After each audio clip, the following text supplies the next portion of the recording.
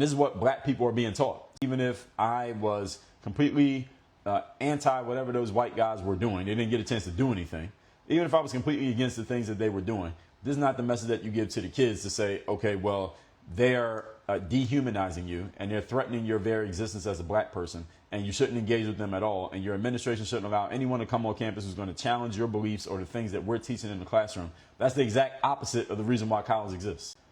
It's literally the antithesis of the point of college, is that you should be challenged. You should hear things that you don't want to hear. And you should have to sit there calmly and engage in civil discourse with someone who has an opinion that you disagree with.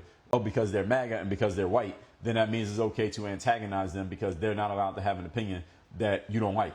This is nonsense. And this is what black people are being taught. So any of you who is white, any of you who is white and MAGA, any of you who is black, and black people, y'all understand this, but any of you who is white, especially if you're MAGA or conservative and you don't spend a lot of time around black people who come from the places that people like myself come from, and you want to understand why a lot of black people don't want to hear anything regarding anything neutral or positive regarding MAGA, Donald Trump, conservatism, the political right, etc. This is the reason why, because this is not new. These statements that I just shared with you, they are unique in that they just came out this week. But this idea, these concepts, these are not new. These have been being taught to black people for decades. Those of you who are MAGA or white, your kids are going to be working at jobs with these kids. So if you think this doesn't affect you, oh, it does.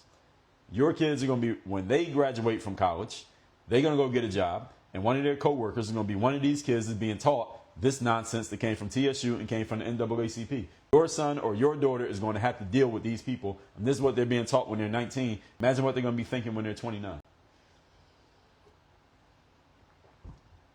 So if you think this doesn't affect you because you're not black, or because you're in the suburbs, or because you live in a community that's all white people, what about your kids? And that's why this matters.